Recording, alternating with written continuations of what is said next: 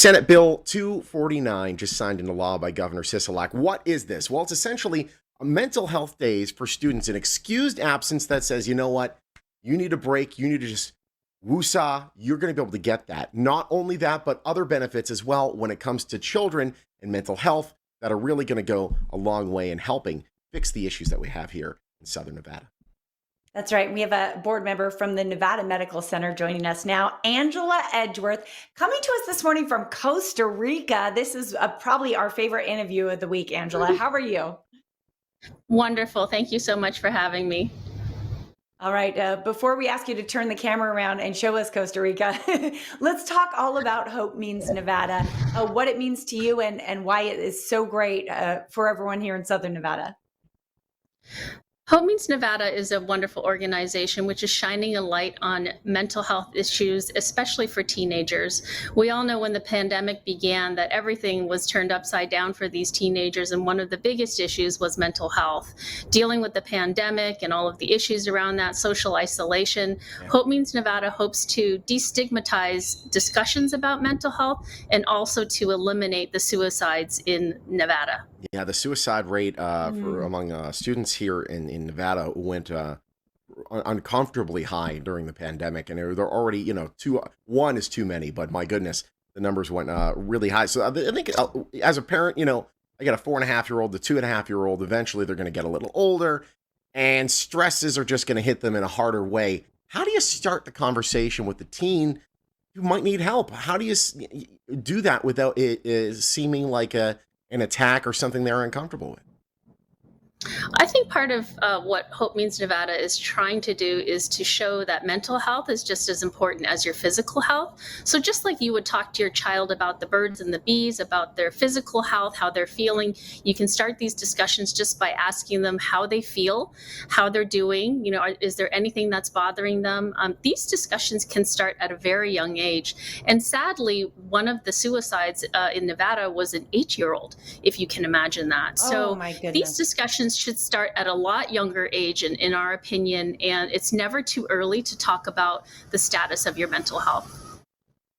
I couldn't agree with you more. I just in my lifetime, Angela, have seen the conversation around mental health, really improve. There's really no longer the stigma of going to therapy. I think like there was maybe for my parents' generation, It was looked at kind of as weakness. Things are changing. They need to change. And talking about it really helps. Sean mentioned, during the pandemic, things have gotten quite a lot tougher. Please give us an idea of some of the struggles folks have had with mental health during the last 15 months. COVID has really turned the teens' world upside down. From the beginning of the pandemic, they were forced to go into isolation. And so all the activities and rites of passages that these kids had, including prom, sports, the social interaction, were all taken away from them. And their only sense of normalcy was to get online and talk to their friends through FaceTime or other social media.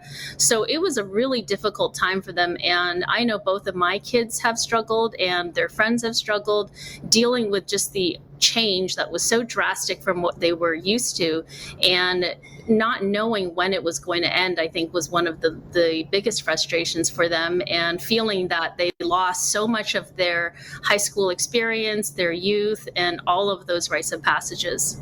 Yeah, I knew it was getting bad when there's a girl that lives a couple doors down from me. I've known her since she was 8, and now she's in high school. She's usually complaining about how much she hates school, and she's telling me how much she misses school. I'm like, wow. Now you know. Wow. This is real. If you're struggling with your mental health, how do you get help? If you are a child watching this right now, or a grown adult, how do you reach out and say, you know what, I'm not right. I need to fix this.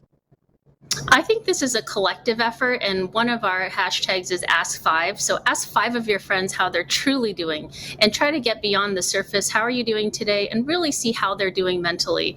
And beyond that, if you feel like you're struggling, the best thing to do is reach out to a friend, a parent, a teacher, a counselor. There are a lot of resources out there for you.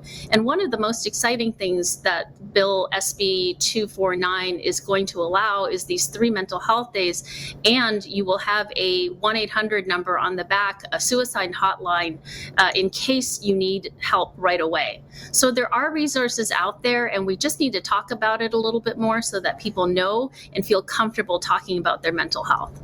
Question. Yeah, it's absolutely true. Not just for teens, but for all ages as well. Geez. Before we go, real quick, sometimes it can be difficult for a parent. I think the teenage years are a tricky time anyway. Are there some warning signs that maybe your teen is truly struggling? It's very hard to tell sometimes because on the outside, your teenager might look fine. And a lot of times it's just noticing the small changes, either in, lack of sleep or not wanting to go and do the same things that they did before, withdrawing from social events. These are all little signs, but the best thing to do is ask direct questions. How are you doing? How are you feeling mentally? These are questions that we can try to normalize and, really get to the bottom of these things quickly before it becomes a bigger issue. No question. It is great having you today. Thank you so much, Angela. Thank you. Can you turn Thank you that so camera much. around now? Yeah, really so quick. we can Just see a quick, little of Costa quick Rica. look at Costa Rica as we fade away. How cool is that? Look at, she's got swings that go to the Look at pool. that. Why are you wasting your time talking to us? Unbelievable. It's gorgeous out there. Get out there, lady. Enjoy the rest of Costa Rica, and we'll hopefully see you here in Nevada soon. If you'd like to learn more about Hope Means Nevada, you can go to hopemeansnevada.org. The National Suicide Prevention Hotline is also right there on your screen as well. And we thank Angela so much for joining us today. Hope Means Nevada, a proud sponsor of Good Morning Play.